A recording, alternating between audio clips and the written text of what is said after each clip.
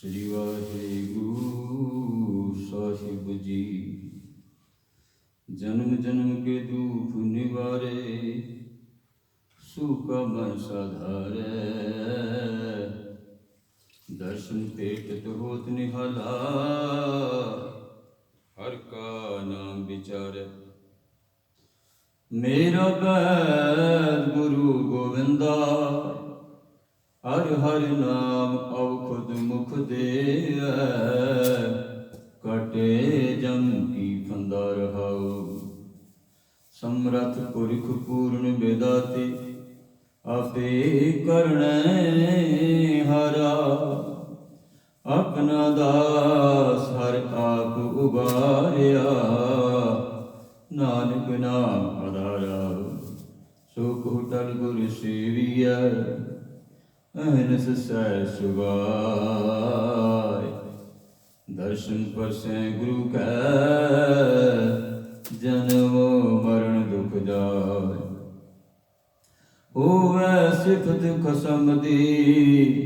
ਨੂਰ ਅਰਸ਼ੋਂ ਕੁਰਸੋਂ ਚਟੀਐ, ਤੁਧ ਡਿਠੇ ਸੱਚੇ ਪਾਤਸ਼ਾਹ। ਮਲ ਜਨਮ ਜਨਮ ਦੀ ਕਟੀਐ। ਸਤਿਨਾਮ ਸ੍ਰੀ ਵਾਹਿਗੁਰੂ ਜੀ। ਸੋਰਠ ਮਹੱਲਾ ਪੰਜਵਾ।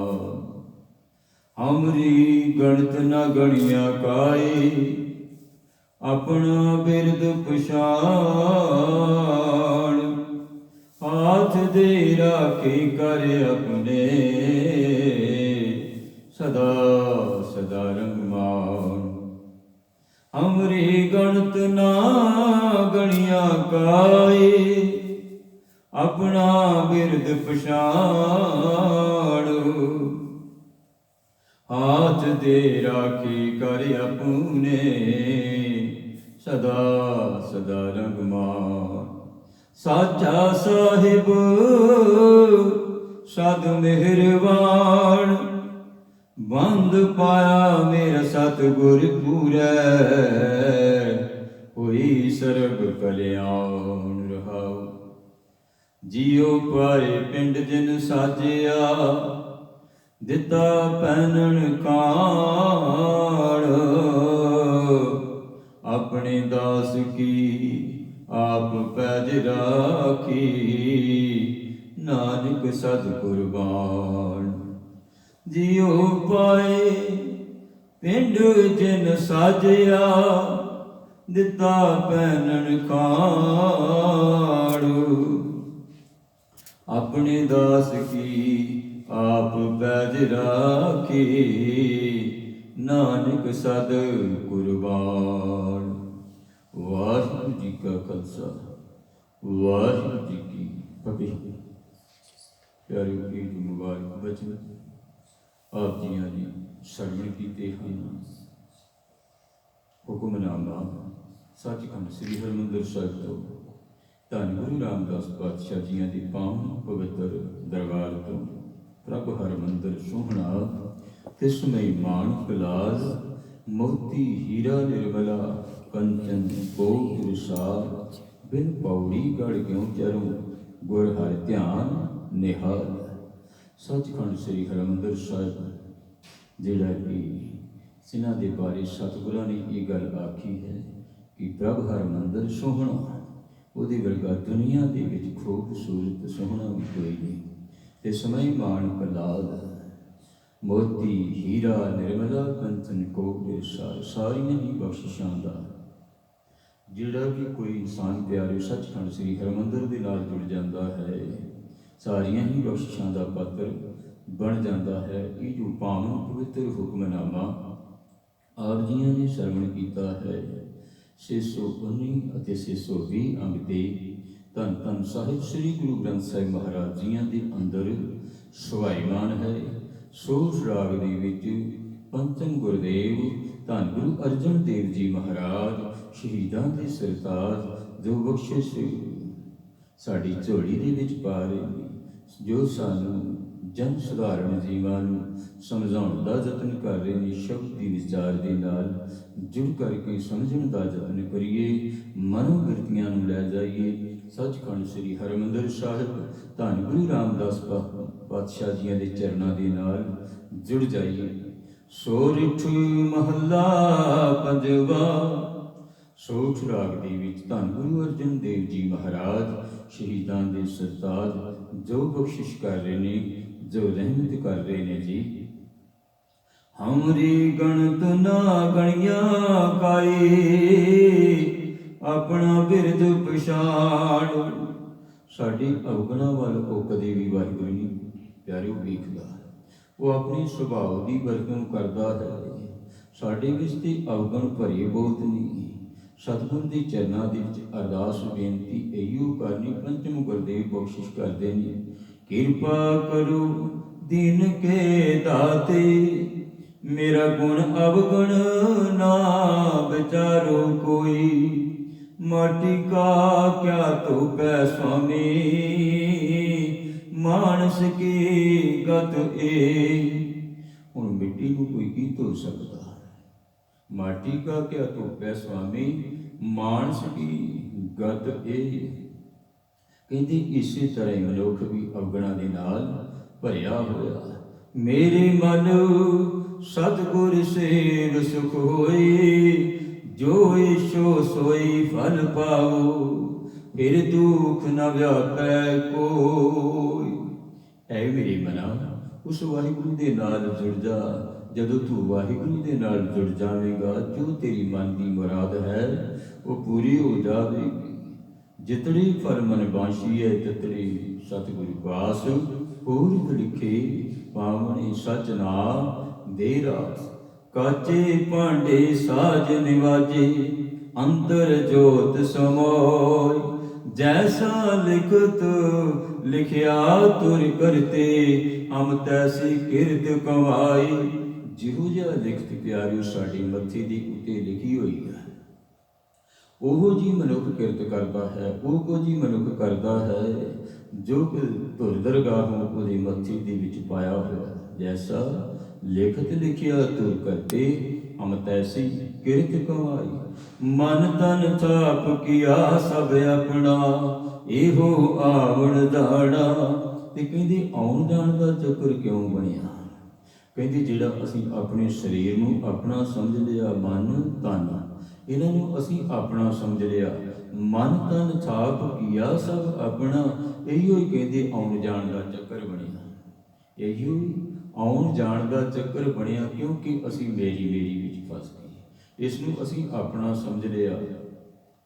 ਜਿਨ ਦੀ ਆਸੋ ਚਿਤ ਨਾ ਆਵੇ, ਮੋਹ ਅੰਧ ਲਪਟਾਣਾ। ਜਿਸ ਵਾਹਿਗੁਰੂ ਨੇ ਸਾਰੀਆਂ ਬਖਸ਼ਿਸ਼ਾਂ ਕੀਤੀਆਂ, ਰਹਿਮਤਾਂ ਕੀਤੀਆਂ, ਉਸ ਨੂੰ ਮਨੁੱਖ ਭੁੱਲ ਜਾਂਦਾ ਹੈ। ਜਿਨ ਦੀਆ ਸੋ ਚਿਤ ਨਾ ਆਵੇ, ਉਸ ਨੂੰ ਭੁੱਲ ਜਾਂਦਾ ਹੈ। ਮੋਹ ਅੰਧ ਲਪਟਾਣਾ, ਮੋਹ ਦੇ ਵਿੱਚ ਫਸਿਆ ਹੋਇਆ ਅੰਧਾ ਹੋਇਆ ਮਨੁੱਖ ਉਸ ਵਾਹਿਗੁਰੂ ਨੂੰ ਭੁਲਾ ਦਿੰਦਾ ਹੈ। ਜਿਨ ਦੀਆ ਸੋ ਚਿਤ ਨਾ ਆਵੇ, ਮੋਹ ਅੰਧ ਲਪਟਾਣਾ। ਜਿਨ ਕੀਆ ਸੋਈ ਪ੍ਰਭ ਜਾਣੇ, ਹਰਿ ਕਾ ਮਹਿਲ ਅਪਾਰਾ।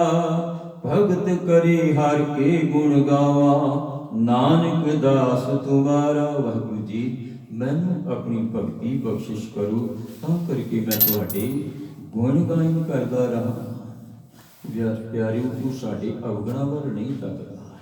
ਬਾਕੀ ਇਹ ਹੀ ਗੱਲ ਹੈ ਕਿ ਉਸ ਮਾਲਿਕ ਦੇ ਚਰਨਾਂ ਦੇ ਨਾਲ ਅਸੀਂ ਜੁੜ ਜਾਈਏ, ਜੁੜਨ ਦਾ ਯਤਨ ਕਰੀਏ। ਜਿਤਨੀ ਦੇਰ ਤੱਕ ਅਸੀਂ ਮਾਲਿਕ ਦੇ ਚਰਨਾਂ ਦੇ ਨਾਲ ਨਹੀਂ ਜੁੜਦੇ ਪਿਆਰਿਓ, ਉਤਨੀ ਦੇਰ ਤੱਕ ਸਾਡਾ ਅੰਤਰਾ ਬਣਿਆ ਹੋਇਆ। ਜਿਨ ਕੇ ਅੰਤਰ ਹੈ ਅੰਤਰਾ, ਜੈਸੀ ਪਸ਼ੂ ਤੈਸੀ ਕੋਈ ਨਰਾ। ਜਿਤਨੀ ਦੇਰ ਤੱਕ ਗੁਰੂ ਦੇ ਨਾਲ ਦੂਰੀ ਬਣੀ ਉੱਤੇ ਸਤਿਗੁਰੂ ਕਹਿੰਦੇ ਤੇ ਪਸ਼ੂਆਂ ਦੀ ਨਿਆਈ ਹੈ। ਜੈਸੀ ਪਸ਼ੂ ਤੈਸੀ ਹੋਈ ਨਰਾ। ਉਹ ਮਨੁੱਖ ਕਹਿੰਦੇ ਇਸ ਤਰ੍ਹਾਂ ਆ ਕਿ ਜਿਵੇਂ ਕੋਈ ਪਸ਼ੂ ਹੋਵੇ, ਉਹ ਸਾਡੇ ਗੁਨਾਹਾਂ ਵੱਲ ਨਹੀਂ ਵੇਖਦਾ। ਹਮਰੀ ਗਣਤ ਨਾ ਗਣੀਆਂ ਕਾਈ। ਪਿਆਰਿਓ ਜੇ ਕਿਤਰੀ ਗੁਨਾਹਾਂ ਦੀ ਗੱਲ ਵੇਖਣ ਦੀ ਗੱਲ ਕਰੀਏ ਤੇ ਪਾਪ ਕਰਮ ਦੁਨੀਆ ਦੇ ਵਿੱਚ ਕਿਤਨੇ ਹੁੰਦੇ ਨੇ।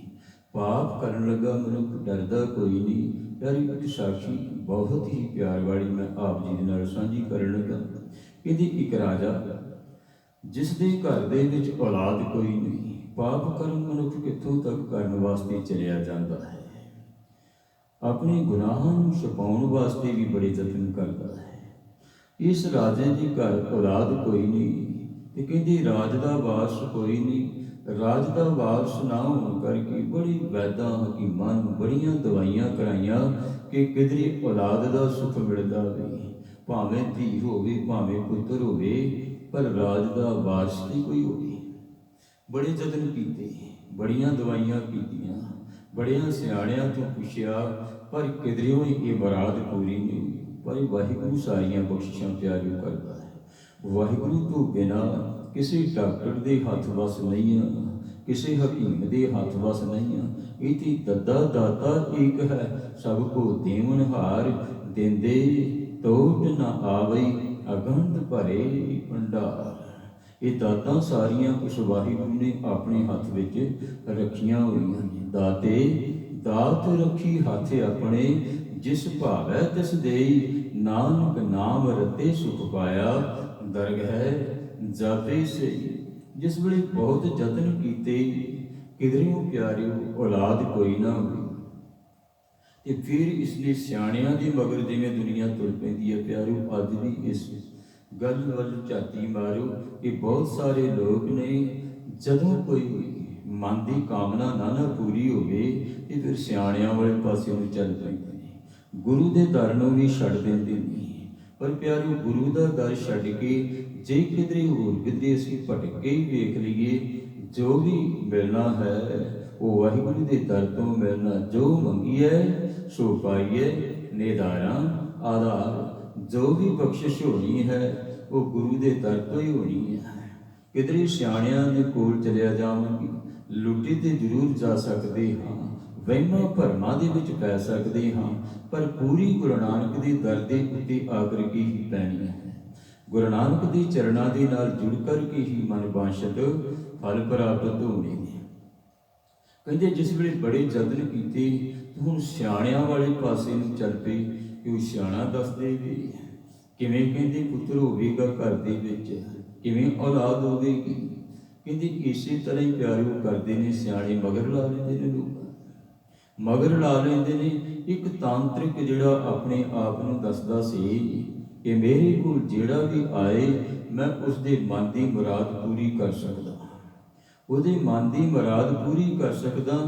ਜਿਸ ਵੇਲੇ ਤਾਂਤਰਿਕ ਦੇ ਕੋਲ ਗਏ ਤੇ ਕਹਿੰਦੇ ਰਾਜੇ ਦੀ ਘਰ ਦੇ ਵਿੱਚ ਔਲਾਦ ਕੋਈ ਨਹੀਂ ਹੈ, ਰਾਜੇ ਦੇ ਘਰ ਵਿੱਚ ਔਲਾਦ ਕੋਈ ਨਹੀਂ। ਵਜ਼ੀਰ ਨੇ ਇਹ ਗੱਲ ਆਖੀ, ਜੇ ਕਿਧਰੇ ਤੁਸੀਂ ਕਹਿੰਦੇ ਇਹ ਕੰਮ ਕਰ ਦੇਵੋ ਤੇ ਤੁਹਾਨੂੰ ਰਾਜਾ ਮਾਲਾ ਮਾਲ ਕਰ ਦੇਵੇਗਾ, ਧਨ ਦੌਲਤ ਬਹੁਤ ਦੇਵੇਗਾ। ਹੁਣ ਉਹ ਤਾਂਤਰਿਕ ਕਹਿੰਦਾ, ਕਹਿੰਦੇ ਰਾਜੇ ਦੇ ਘਰ ਦੇ ਵਿੱਚ ਔਲਾਦ ਤਾਂ ਹੋ ਸਕਦੀ ਹੈ। ਕਹਿੰਦੇ ਉਹ ਕਿਵੇਂ? ਕਹਿੰਦੇ ਰਾਜੇ ਦੇ ਘਰ ਦੇ ਵਿੱਚ ਔਲਾਦ ਹੋ ਸਕਦੀ ਹੈ, ਫਿਰ ਇੱਕ ਸ਼ਰਤ ਹੈ। ਕਹਿੰਦੇ ਕੋਈ 18 ਸਾਲ ਦਾ ਬੱਚਾ ਹੋਵੇ ਤੇ ਜਿਹੜਾ ਆਪਣੀ ਮਰਜ਼ੀ ਦੇ ਨਾਲ ਆਪਣੀ ਬਲੀ ਦੇਣ ਵਾਸਤੇ ਤਿਆਰ ਹੋ ਜਾਵੇ, ਖੁਸ਼ੀ ਖੁਸ਼ੀ ਦੇ ਨਾਲ ਆਪਣੀ ਬਲੀ ਦੇਵੇ, ਖੁਸ਼ੀ ਖੁਸ਼ੀ ਦੇ ਨਾਲ ਆਪਣੀ ਬਲੀ ਦੇਵੇ। ਜੇ ਕਿਧਰੇ ਉਹ ਬਲੀ ਦੇ ਦੇਵੇ ਤੇ ਰਾਜੇ ਦੇ ਘਰ ਦੇ ਵਿੱਚ ਪੁੱਤਰ ਹੋ ਸਕਦਾ ਹੈ। ਤੇ ਰਾਜੇ ਵਾਸਤੇ ਇਹ ਕੋਈ ਵੱਡੀ ਗੱਲ ਨਹੀਂ, ਰਾਜੇ ਵਾਸਤੇ ਇਹ ਕੋਈ ਵੱਡੀ ਗੱਲ ਨਹੀਂ। ਜਿਸ ਦਾ ਮਰਜ਼ੀ ਬਲੀ ਦੇ ਦੇ, ਜਿਸ ਨੂੰ ਮਰਜ਼ੀ ਬਲੀ ਚੜਾ ਦੇਵੇ ਪਿਆਰੇ, ਉਸੇ ਤਰ੍ਹਾਂ ਹੀ ਰਾਜੇ ਕਰਦੇ ਹੁੰਦੇ। ਜਿਸ ਨੂੰ ਮਰਜ਼ੀ ਬਲੀ ਚੜਾ ਦੇਣ, ਜਿਸ ਨੂੰ ਮਰਜ਼ੀ ਸੂਲੀ ਤੇ ਚੜਾ ਦੇਣ, ਜਿਸ ਨੂੰ ਮਰਜ਼ੀ ਫਾਂਸੀ ਦੇ ਫੰਦੇ ਤੇ ਲਟਕਾ ਦੇਣ, ਉਹ ਇਸੇ ਤਰ੍ਹਾਂ ਹੀ ਕਰਦੇ। ਕਹਿੰਦੇ ਹੁਣ ਜਿਸ ਵੇਲੇ ਰਾਜੇ ਨੇ ਸੋਚਿਆ ਕਿ ਜੇ ਕਿਧਰੇ ਮੈਂ ਕਿਸੇ ਦਾ ਬੱਚਾ 18 ਸਾਲ ਦਾ ਬੱਚਾ ਚੁੱਕਿਆ ਤੇ ਬਲੀ ਦਿੱਤੀ ਤੇ ਲੋਕਾਂ ਦੇ ਵਿੱਚ ਰੌਲਾ ਪੈ ਜਾਵੇਗਾ।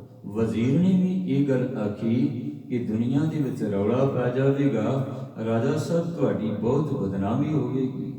ਤੁਸੀਂ ਜੁਗਤੀ ਦੇ ਨਾਲ ਕੰਮ ਕਰੋ, ਢੰਡੋਰਾ ਪਟਵਾ ਦਿਓ ਪਹਿਲੋਂ, ਢੰਡੋਰਾ ਪਟਵਾ ਦਿਓ ਪਹਿਲੋਂ ਕਿ ਜੇ ਕੋਈ ਆਪਣਾ ਬੱਚਾ ਵੇਚਣਾ ਚਾਹੁੰਦਾ ਕਿ ਉਹ ਬੱਚਾ ਵੇਚ ਸਕਦਾ। ਪਿਆਰੋ, ਇੱਕ ਨੇ ਜਿਹੜੀ ਦਾਤਾਂ ਵਾਸਤੇ ਤਰਲੇ ਲੈਂਦੇ ਨੇ ਤੇ ਇੱਕ ਐਸੇ ਨੇ ਦਾਤਾਂ ਤੇ ਮਿਲੀਆਂ ਨੇ ਪਰ ਉਹਨਾਂ ਦੀ ਰੋਟੀ ਵੀ ਨਹੀਂ ਪੂਰੀ ਹੋ ਰਹੀ, ਉਹਨਾਂ ਦੀ ਰੋਟੀ ਵੀ ਖਾਣ ਵਾਸਤੇ ਪੂਰੀ ਨਹੀਂ ਹੁੰਦੀ।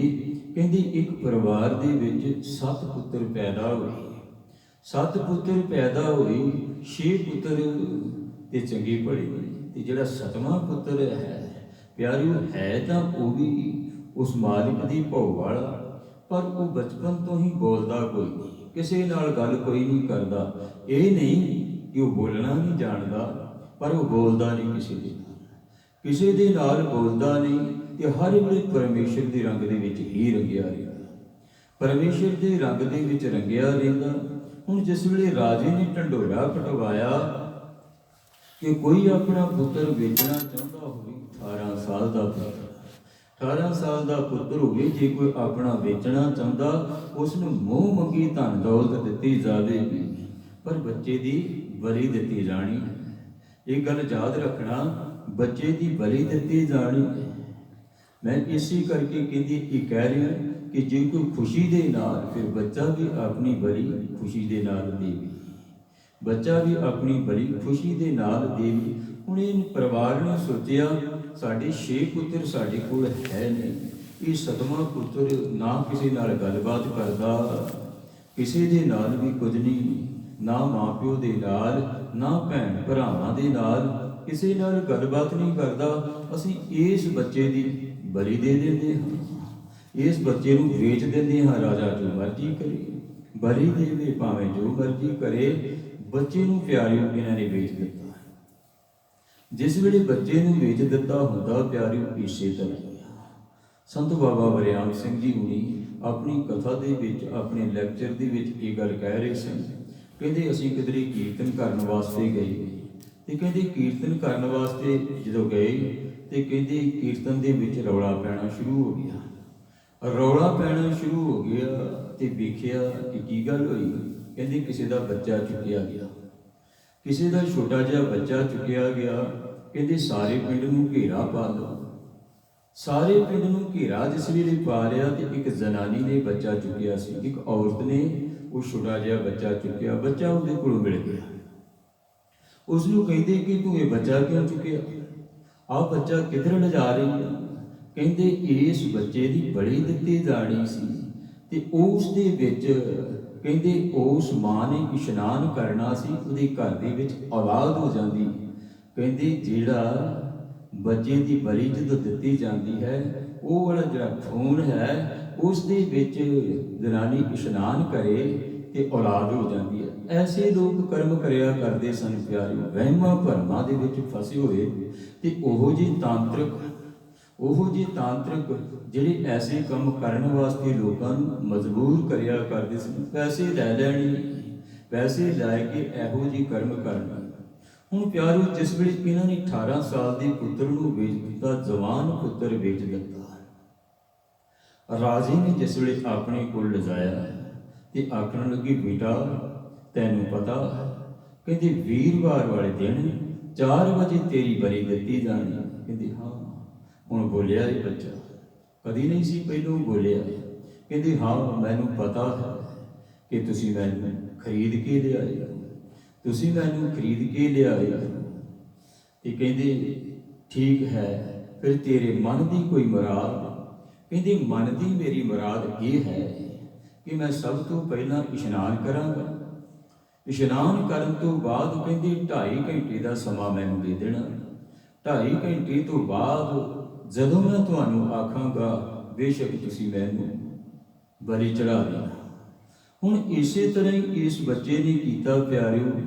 ਰਾਜਾ ਤੇ ਰਾਣੀ ਝਰੋਖੇ ਦੇ ਵਿੱਚੋਂ ਉੱਪਰੋਂ ਵੇਖ ਰਹੇ ਨੇ, ਝਰੋਖੇ ਦੇ ਵਿੱਚੋਂ ਵੇਖ ਰਹੇ ਨੇ, ਤੇ ਬੱਚਾ ਕੀ ਕਰਦਾ ਪਿਆਰਿਓ, ਪਹਿਲਾਂ ਉਸਨੇ ਖੁੱਲੇ ਪਾਣੀ ਦੇ ਵਿੱਚ ਇਸ਼ਨਾਨ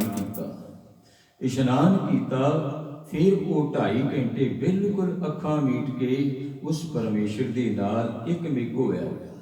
ਆਮ ਗੱਲ ਕਹਿੰਦੇ ਨੇ ਮਹਾਂਪੁਰਸ਼ ਬੰਦਗੀ ਵਾਲੇ ਕਿ 2.5 ਘੰਟੇ ਸਾਡਾ ਦਸਵੰਧ ਬਣਦਾ ਹੈ ਪਿਆਰਿਓ, ਬੰਦਗੀ ਦਾ, ਪਰਮੇਸ਼ਰ ਦੇ ਸਿਮਰਨ ਦਾ ਜਾਂ ਨਿਤਨੇਮ ਦਾ 2.5 ਘੰਟੇ ਦਾ ਸਾਡਾ ਦਸਵੰਧ ਦਿਨ ਦਾ ਬਣਦਾ ਹੀ ਬਣਦਾ। 2.5 ਘੰਟੇ ਸਾਨੂੰ ਜ਼ਰੂਰ ਲਗਾਉਣੇ ਚਾਹੀਦੇ। ਕਹਿੰਦੀ ਹੁਣ ਜਿਸ ਵੇਲੇ 2.5 ਘੰਟੇ ਇਸ ਨੇ ਪਰਮੇਸ਼ਰ ਦੇ ਨਾਲ ਜੁੜਨਾ ਕੀਤਾ, ਤੇ ਉਸ ਵੇਲੇ ਬਾਅਦ ਦੇ ਵਿੱਚ ਇੱਕ ਕਰਮ ਹੋਰ ਕਰ ਗਿਆ। ਜਿਹੜੀ ਗੱਲ ਆਮ ਪਿਆਰਿਓ ਬੜੀ ਪ੍ਰਚਲਿਤ ਹੈ ਨਾ, ਢੇਰੀਆਂ ਬਣਾਉਣ ਵਾਲੀ, ਇਹ ਇਸ ਵੇਲੇ ਹੋਈ ਸੀ। ਬੱਚੇ ਨੇ ਕੀ ਕੀਤਾ, ਪਿਆਰੂ ਮਿੱਟੀ ਦੇ ਨਾਲ ਖੇਡ ਰਿਹਾ। ਮਿੱਟੀ ਦੇ ਨਾਲ ਖੇਡਦਿਆਂ ਖੇਡਦਿਆਂ ਕੀ ਕਰਦਾ, ਇੱਕ ਮਿੱਟੀ ਦੀ ਢੇਰੀ ਬਣਾਉਂਦਾ ਹੈ ਤੇ ਉਹਨੂੰ ਕੁਝ ਕਹਿੰਦਾ ਢੇਰੀ ਨੂੰ ਤੇ ਲੱਤ ਮਾਰ ਕੇ ਢਾਹ ਦਿੰਦਾ। ਇੱਕ ਢਾਈ, ਫਿਰ ਦੂਸਰੀ ਢੇਰੀ ਬਣਾਈ, ਲੱਤ ਮਾਰ ਕੇ ਫਿਰ ਉਸ ਨੂੰ ਢਾਹ ਦਿੱਤਾ। ਫਿਰ ਤੀਸਰੀ ਢੇਰੀ ਬਣਾਈ ਤੇ ਉਸ ਨੂੰ ਵੀ ਕੁਝ ਆਖਿਆ ਤੇ ਫਿਰ ਲੱਤ ਮਾਰੀ, ਢਾਹ ਦਿੱਤਾ। ਇੱਕ ਚੌਥੀ ਢੇਰੀ ਰੱਖ ਲਈ, ਇੱਕ ਚੌਥੀ ਢੇਰੀ ਰੱਖ ਲਈ। ਉਸ ਦੇ ਵੱਲ ਜਿਵੇਂ ਕੋਈ ਅਰਦਾਸ ਕਰ ਰਿਹਾ ਹੁੰਦਾ ਹੈ, ਚਿੰਤਨ ਕਰ ਰਿਹਾ ਹੁੰਦਾ, ਪਰ ਉਸ ਢੇਰੀ ਨੂੰ ਢਾਇਆ ਕੋਈ ਨਹੀਂ। ਕਹਿੰਦੀ ਹੋਰ ਸਭੇ ਢਾਈਆਂ ਢੇਰੀਆਂ, ਇੱਕ ਤਕਿਆ ਆਸਰਾ ਤੇਰਾ। ਸਾਰੀਆਂ ਢੇਰੀਆਂ ਢਾਹ ਦਿੱਤੀਆਂ, ਹੁਣ ਇੱਕ ਢੇਰੀ ਰੱਖ ਲਈ। ਤੇ ਰਾਜਾ ਆਖਣ ਲੱਗਾ, ਬੇਟਾ ਤੇਰੀ ਬਲੀ ਦਿੱਤੀ ਜਾਣੀ ਆ ਤੇ ਅਸੀਂ ਤੈਨੂੰ ਇਹ ਪੁੱਛਣਾ ਚਾਹੁੰਦੇ ਹਾਂ ਕਿ ਆਹ ਜੋ ਕੁਝ ਤੂੰ ਕਰ ਰਿਹਾ ਸੀ, ਇਹ ਕੀ ਕਰ ਰਿਹਾ ਸੀ? ਇਹਦੇ ਰਾਜਾ ਸਾਹਿਬ, ਤੁਹਾਨੂੰ ਮੈਂ ਵਿਸਥਾਰ ਦੇ ਨਾਲ ਗੱਲ ਦੱਸਦਾ। ਮੈਨੂੰ ਪਿਛਲੇ ਜਨਮਾਂ ਦਾ ਵੀ ਗਿਆਤ ਹੈ, ਮੈਨੂੰ ਪਿਛਲੇ ਜਨਮਾਂ ਬਾਰੇ ਵੀ ਪਤਾ ਤੇ ਮੈਂ ਤੁਹਾਨੂੰ 3 ਜਨਮਾਂ ਬਾਰੇ ਦੱਸਦਾ। ਕਹਿੰਦੇ ਮੈਂ ਬੰਦਗੀ ਕਰਿਆ ਕਰਦਾ ਸੀ, ਬੰਦਗੀ ਕਰਿਆ ਕਰਦਾ ਸੀ। ਬੰਦਗੀ ਕਰਦਿਆਂ ਕਰਦਿਆਂ ਜੰਗਲ ਦੇ ਵਿੱਚ ਮੇਰੇ ਕੋਲ 2 ਗਾਵਾਂ ਹੋਇਆ ਕਰਦੀਆਂ ਸਨ। ਉਹਨਾਂ ਦਾ ਦੁੱਧ ਪੀ ਲੈਣਾ ਤੇ ਬੰਦਗੀ ਕਰੀ ਜਾਣੀ ਪਰਮੇਸ਼ਰ ਦੀ। ਜੰਗਲ ਦੇ ਵਿੱਚ ਹੀ ਮੈਂ ਰਹਿੰਦਾ ਸੀ, ਜੰਗਲ ਦੇ ਵਿੱਚ ਰਹਿੰਦਾ। ਕਹਿੰਦੀ ਇੱਕ ਦਿਨ ਐਸਾ ਹੋਇਆ ਕਿ ਮੈਂ ਆਪਣੇ ਚਿੰਤਨ ਦੇ ਵਿੱਚ ਮਸਤ ਸੀ, ਆਪਣੀ ਬੰਦਗੀ ਦੇ ਵਿੱਚ ਮਸਤ ਸੀ। ਤੇ ਕਹਿੰਦੇ ਉੱਥੋਂ ਦੀ ਇੱਕ ਹਰਨਾਂ ਦੀ ਡਾਰ ਲੰਘੀ। ਹਰਨਾਂ ਦੀ ਡਾਰ, ਨਿੱਕੇ ਨਿੱਕੇ ਬੱਚੇ ਵੀ ਜਿਨ੍ਹਾਂ ਦੇ ਵਿੱਚ ਸੀ, ਭੱਜੇ ਜਾ ਰਹੇ ਸਨ। ਕਹਿੰਦੇ ਹਰਨ ਜਿਸ ਵੇਲੇ ਲੰਘਦੇ ਜਾ ਰਹੇ, ਚੁੰਗੀਆਂ ਮਾਰਦੇ ਭੱਜੇ ਜਾ ਰਹੇ। ਪਿਆਰੇ ਤੁਸੀਂ ਵੇਖਦੇ ਹੋ ਡਿਸਕਵਰੀ ਤੇ ਹਰਨਾਂ ਦੇ ਬੱਚੇ ਤੇ ਹਰਨ ਭੱਜੇ ਜਾਂਦੇ ਨੇ, ਸ਼ੇਰ ਉਹਨਾਂ ਨੂੰ ਭਗਤ ਕੇ ਪੈ ਜਾਂਦੇ ਨੇ, ਉਸੇ ਵੇਲੇ ਵਿਚਾਰਿਆਂ ਨੂੰ ਫੜ ਲੈਂਦੇ। ਕਹਿੰਦੇ ਉਹ ਤੇ ਡਰ ਦੇ ਕਾਰਨ ਇਹ ਸ਼ੇਰ ਤੋਂ ਬਚਣ ਦੇ ਵਾਸਤੇ ਭੱਜੇ ਚਲੇ ਜਾ ਰਹੇ ਨੇ, ਚੁਗੀਆਂ ਮਾਰਦੇ ਜਾ ਰਹੇ ਨੇ। ਪਰ ਇੱਕ ਬੱਚਾ ਕਹਿੰਦੇ ਮੇਰੇ ਕੋਲ ਰਹਿ ਗਿਆ। ਉਹ ਦੌੜ ਨਹੀਂ ਸੀ ਸਕਦਾ, ਛੋਟਾ ਬੱਚਾ ਸੀ, ਉਹ ਮੇਰੇ ਕੋਲ ਰਹਿ ਗਿਆ। ਮੈਂ ਉਸ ਬੱਚੇ ਨੂੰ ਕਹਿੰਦੇ ਦੁੱਧ ਪਿਆਇਆ ਪਹਿਲੋਂ ਗਾਵਾਂ ਦਾ, ਤੇ ਫਿਰ ਕਹਿੰਦੇ ਉਸ ਨੂੰ ਜੋ ਉਸ ਦੀ ਖੁਰਾਕ ਹੁੰਦੀ ਸੀ ਉਸ ਨੂੰ ਮੈਂ ਦਿੰਦਾ ਸੀ। ਕਹਿੰਦੀ ਹਰਨ ਦੇ ਬੱਚੇ ਦੇ ਨਾਲ, ਹਰਣੀ ਦੇ ਬੱਚੇ ਦੇ ਨਾਲ ਸਾਧੂ ਕਹਿੰਦਾ ਮੇਰਾ ਇਤਨਾ ਲਗਾਓ ਹੋ ਗਿਆ ਕਿ ਮੈਂ ਉਸ ਤੋਂ ਬਿਨਾਂ ਰਹਿੰਦਾ ਕੋਈ ਨਹੀਂ ਸੀ। ਉਹ ਹਰਣੀ ਦਾ ਬੱਚਾ ਕਹਿੰਦੇ ਮੇਰੇ ਕੋਲ ਹੀ ਸੌਂਦਾ, ਹਰ ਵੇਲੇ ਮੇਰੇ ਕੋਲ ਹੀ ਰਹਿੰਦਾ ਤੇ ਮੈਂ ਵੀ ਕਹਿੰਦੇ ਉਸ ਦੀ ਦੇਖ ਰੇਖ ਬਹੁਤ ਕਰਦਾ ਸੀ। ਨਾ ਕਹਿੰਦੇ ਮੈਂ ਉਸ ਤੋਂ ਬਿਨਾਂ ਰਹਿੰਦਾ ਸੀ ਤੇ ਨਾ ਉਹ ਬੱਚਾ ਮੇਰੇ ਤੋਂ ਬਿਨਾਂ ਰਹਿੰਦਾ ਸੀ। ਕਹਿੰਦੇ ਜਿਵੇਂ ਬੱਚਿਆਂ ਦੇ ਨਾਲ ਪਿਆਰ ਹੁੰਦਾ ਨਾ, ਇਸ ਤਰ੍ਹਾਂ ਕਹਿੰਦੇ ਹਰਣੀ ਦੇ ਬੱਚੇ ਦੇ ਨਾਲ ਮੈਨੂੰ ਬਹੁਤ ਪਿਆਰ ਹੋ ਗਿਆ। ਕਹਿੰਦੇ ਇੱਕ ਦਿਨ ਐਸਾ ਆਇਆ ਤੇ ਹਰਨਾਂ ਦੀ ਡਾਰ ਫਿਰ ਆਈ। ਜਿਸ ਵੇਲੇ ਚੁਗੀਆਂ ਮਾਰਦੇ ਭੱਜ ਰਹੇ ਸਨ, ਉਹ ਬੱਚੇ ਨੇ ਵੇਖਿਆ ਇਹ ਤੇ ਮੇਰੇ ਵਰਗੇ ਨੇ। ਉਹ ਵੀ ਉਹਨਾਂ ਦੇ ਨਾਲ ਕਹਿੰਦੇ ਭੱਜ ਗਿਆ, ਪਰ ਕਹਿੰਦੇ ਮੇਰਾ ਮੋਹ ਸੀ, ਉਹਦੇ ਨਾਲ ਬਹੁਤ ਪਿਆਰ ਸੀ। ਕਹਿੰਦੇ ਮੈਂ ਆਖਰਕਾਰ ਮਰਨਾ ਤੇ ਸਾਰਿਆਂ ਨੇ ਇੱਕ ਦਿਨ ਜਗਤ ਤੋਂ ਚਲਿਆ ਜਾਣਾ। ਤੇ ਉਹ ਸਾਧੂ ਕਹਿੰਦਾ ਮੇਰੀ ਮੌਤ ਹੋ ਗਈ। ਮੌਤ ਹੋਣ ਕਰਕੇ ਕਹਿੰਦੇ ਮੇਰਾ ਧਿਆਨ ਸੀ ਉਸ ਹਰਣੀ ਦੇ ਬੱਚੇ ਵਿੱਚ ਧਿਆਨ ਹੋਣ ਕਰਕੇ, ਕਿਉਂਕਿ ਭਗਤ ਜੀ ਆਪਣੇ ਪਾਵਨ ਬਚਨਾਂ ਦੇ ਵਿੱਚ ਕਹਿੰਦੇ ਨੇ, ਅੰਤ ਕਾਲ ਜੋ ਲక్ష్ਮੀ ਸਿਮਰੈ ਐਸੀ ਚਿੰਤਾ ਮੈਂ ਜੇ ਮਰੈ, ਸਰਬ ਜੋਨ ਵਲ ਵਲ ਉਤਰੈ, ਰਿਵਾਈ ਗੋਬਿੰਦ ਨਾਮ ਮਤ ਵਿਸਰੈ। ਆਖਰੀ ਪੰਕਤੀ ਉਹਦੇ ਵਿੱਚ ਇਹ ਹੈ, ਅੰਤ ਕਾਲ ਨਾਰਾਇਣ ਸਿਮਰੈ ਐਸੀ ਚਿੰਤਾ ਮੈਂ ਜੇ ਮਰੈ, ਬਦਤ ਤਰਲੋਚਨ ਤੇ ਨਰ ਮੁਕਤਾ, ਪੈਤੰਬਰ ਵਾਕੇ ਹਿਰਦੇ ਵਸੇ। ਪਰ ਕਹਿੰਦੇ ਮੇਰੇ ਧਿਆਨ ਦੇ ਵਿੱਚ ਉਹ ਹਰਣੀ ਦਾ ਬੱਚਾ ਸੀ। ਹਰਣੀ ਦਾ ਬੱਚਾ ਧਿਆਨ ਦੇ ਵਿੱਚ ਹੋਣ ਕਰਕੇ ਤੇ ਮੇਰਾ ਜਨਮ ਹੋਇਆ। ਕਹਿੰਦੇ ਹਰਣੀ ਦੇ ਪੇਟ ਦੇ ਵਿੱਚ 10 ਮਹੀਨੇ ਮੈਂ ਰਿਹਾ। ਕਹਿੰਦੇ ਪਰ ਉਦੋਂ ਵੀ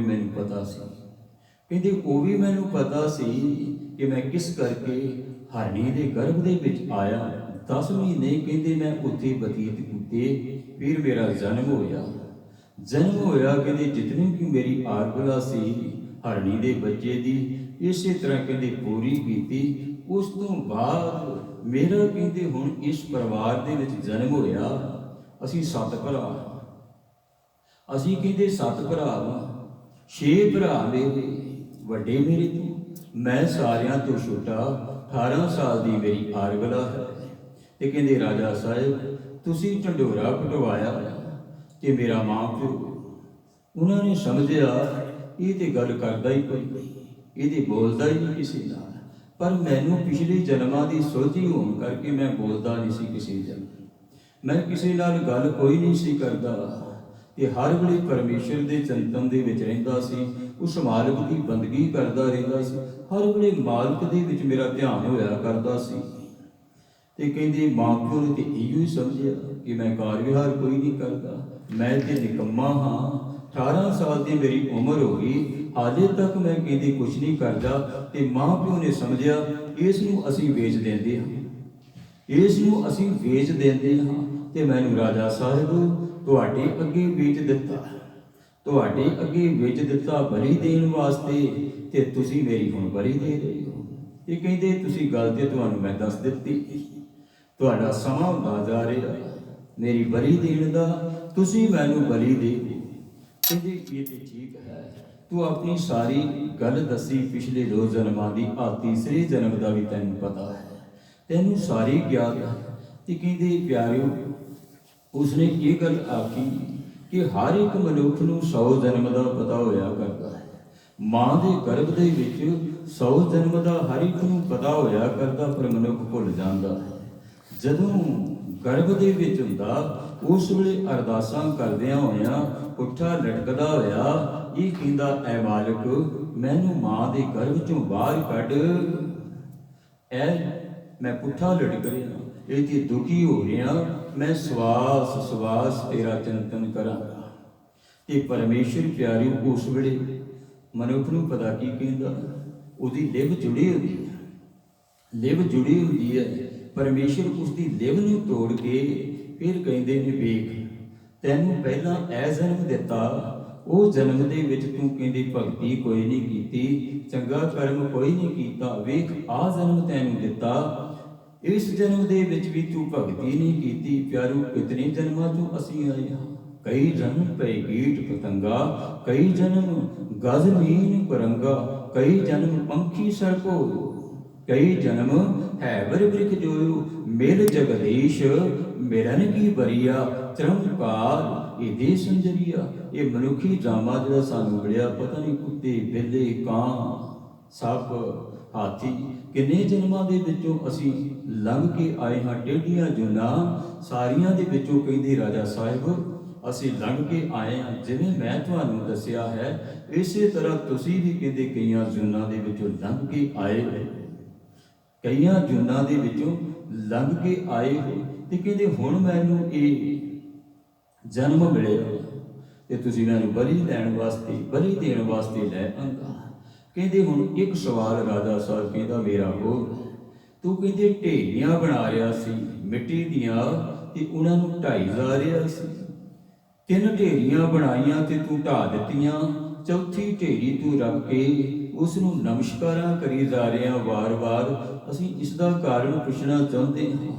ਆ ਸਾਰੇ ਵਜ਼ੀਰ ਵੀ ਕੋਲ ਨੇ, ਰਾਣੀ ਵੀ ਕੋਲ ਹੈ, ਅਸੀਂ ਤੈਨੂੰ ਪੁੱਛਣਾ ਚਾਹੁੰਦੇ ਹਾਂ ਇਹਦਾ ਕਾਰਨ ਦੱਸ। ਕਹਿੰਦੇ ਰਾਜਾ ਸਾਹਿਬ ਗੱਲ ਇਸ ਤਰ੍ਹਾਂ, ਪਹਿਲੀ ਢੇਰੀ ਮੈਂ ਬਣਾਈ ਆਪਣੇ ਮਾਂ ਪਿਓ ਦੀ।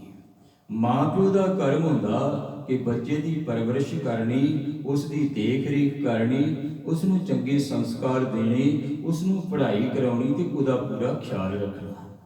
ਕਹਿੰਦੇ ਉਹਨਾਂ ਦੀ ਢੇਰੀ ਮੈਂ ਇਸ ਕਰਕੇ ਢਾ ਦਿੱਤੀ, ਮੇਰੇ ਮਾਂ ਪਿਓ ਨੇ ਤੇਰੇ ਅੱਗੇ ਵੇਚ ਦਿੱਤਾ। ਕਹਿੰਦਾ ਉਹਨਾਂ ਦੀ ਮੈਂ ਢੇਰੀ ਲੱਤ ਮਾਰ ਕੇ ਢਾ ਦਿੱਤੀ ਤੇਰੇ ਸਾਹਮਣੇ। ਕਹਿੰਦੇ ਫਿਰ ਦੂਸਰੀ ਢੇਰੀ, ਕਹਿੰਦੇ ਦੂਸਰੀ ਢੇਰੀ ਮੈਂ ਬਣਾਈ ਸੀ ਜੋ ਪਿੰਡ ਦੀ ਪਰਿਆ ਹੋਇਆ ਕਰਦੀ ਹੈ, ਪੰਚਾਇਤ ਹੋਇਆ ਕਰਦੀ ਹੈ, ਪਤਵੰਤੇ ਬੰਦੇ ਹੋਇਆ ਕਰਦੇ ਨੇ, ਜਿਨ੍ਹਾਂ ਨੂੰ ਆਪਾਂ ਕਹਿੰਦੇ ਹਾਂ ਕਿ ਜੇ ਕੋਈ ਗਲਤ ਕੰਮ ਹੋਵੇ ਤੇ ਉਹਨਾਂ ਨੇ ਡੱਕਣਾ ਹੁੰਦਾ। ਪਰਿਆ ਦਾ ਕੰਮ ਇਹੋ ਹੁੰਦਾ, ਪਰ ਉਹ ਪਰਿਆ ਕਾਹਦੀ? ਕਹਿੰਦੇ ਜਿਸ ਪਰਿਆ ਦੇ ਸਾਹਮਣੇ ਤੁਸੀਂ ਮੈਨੂੰ ਖਰੀਦਿਆ, ਪਰਿਆ ਦੇ ਵਿੱਚੋਂ, ਪੰਚਾਇਤ ਦੇ ਵਿੱਚੋਂ ਉਹ ਸਿਆਣਿਆਂ ਬੰਦਿਆਂ ਦੇ ਵਿੱਚੋਂ ਕਿਸੇ ਨੇ ਇਹ ਗੱਲ ਨਹੀਂ ਆਖੀ, ਹਾਂ ਦਾ ਨਾਰਾ ਨਹੀਂ ਮਾਰਿਆ, ਹਾਂ ਦਾ ਨਾਰਾ ਨਹੀਂ ਮਾਰਿਆ ਕਿ ਇਸ 18 ਸਾਲ ਦੇ ਬੱਚੇ ਨੂੰ ਕਤਲ ਕਰਨ ਵਾਸਤੇ, ਬਲੀ ਦੇਣ ਵਾਸਤੇ ਕਿਉਂ ਵੇਚਿਆ ਜਾ ਰਿਹਾ ਹੈ। ਜੇ ਕਿਧਰੇ ਪੰਚਾਇਤ ਕਹਿ ਦਿੰਦੀ ਇਹ ਮੇਰਾ ਮਾਂ ਪਿਓ ਵੇਚ ਨਹੀਂ ਸੀ ਸਕਦਾ, ਮਾਂ ਪਿਓ ਨੂੰ ਉਹ ਕਹਿ ਸਕਦੇ ਸਨ, ਪਰ ਕਹਿੰਦੇ ਉਹਨਾਂ ਨੇ ਨਹੀਂ ਆਖਿਆ, ਉਹਨਾਂ ਨੇ ਨਹੀਂ ਆਖਿਆ।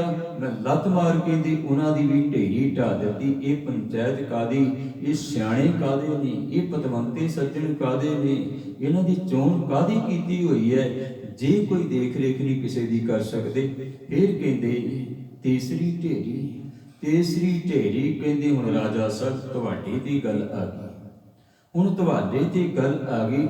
ਰਾਜੇ ਦਾ ਕੰਮ ਹੁੰਦਾ ਪ੍ਰਜਾ ਦੀ ਰਖਵਾਲੀ ਕਰਨੀ, ਰਾਜੇ ਦਾ ਕੰਮ ਹੁੰਦਾ ਪ੍ਰਜਾ ਦੀ ਰਖਵਾਲੀ ਕਰਨੀ। ਪਿਆਰਿਓ ਅੱਜ ਤੁਸੀਂ ਵੇਖ ਰਹੇ ਹੋ, ਹੁਣ ਤੁਸੀਂ ਵੀਡੀਓ ਵੇਖਦੇ ਹੋ ਨਾ, ਇੰਡੀਆ ਦੀ ਧਰਤੀ ਵੱਲ ਝਾਤੀ ਮਾਰੋ। ਕੱਲ ਮੈਂ ਵੇਖ ਰਿਹਾ ਸੀ ਇੱਕ ਆਦਮੀ ਜਿਹਦੀ 12-13 ਸਾਲ ਦੀ ਬੱਚੀ ਕਰੋਨਾ ਦੇ ਨਾਲ ਡੈਥ ਹੋ ਗਈ ਤੇ ਉਸ ਨੂੰ ਸੰਸਕਾਰ ਕਰਨ ਵਾਸਤੇ ਕੋਈ ਕਿਸੇ ਦਾ ਸਹਿਯੋਗ ਨਹੀਂ। ਉਹ ਆਪਣੇ ਮੋਢਿਆਂ ਉੱਤੇ ਆਪਣੀ ਬੱਚੀ ਨੂੰ ਚੁੱਕ ਕੇ ਲਿਜਾ ਰਿਹਾ ਸੀ। ਤੇ ਤੁਸੀਂ ਵੇਖਦੇ ਹੋ ਜਿਹੜੀ ਗੱਲਾਂ ਆਪਾਂ ਸੁਣਿਆ ਕਰਦੇ ਸਨ ਕਿ ਪਾਪ ਕਰਮ ਕਿਤਨੇ ਵੱਧ ਗਏ ਨੇ, ਇੱਥੋਂ ਤੱਕ ਹੋ ਗਿਆ ਕਿ ਗੰਗਾ ਵੀ ਹੁਣ ਲਾਸ਼ਾਂ ਦੇ ਨਾਲ ਭਰੀ ਹੋਈ ਹੈ। ਤੁਸੀਂ ਝਾਤੀ ਮਾਰੋ, ਕਿਤਨੀਆਂ ਕੁ ਲਾਸ਼ਾਂ ਹਨ ਉੱਥੇ, ਕਿਤਨੀਆਂ ਕੁ ਲਾਸ਼ਾਂ ਉੱਥੇ ਕਿਨਾਰਿਆਂ ਤੇ ਗੰਗਾ ਦੇ ਪਈਆਂ ਹੋਈਆਂ ਨੇ।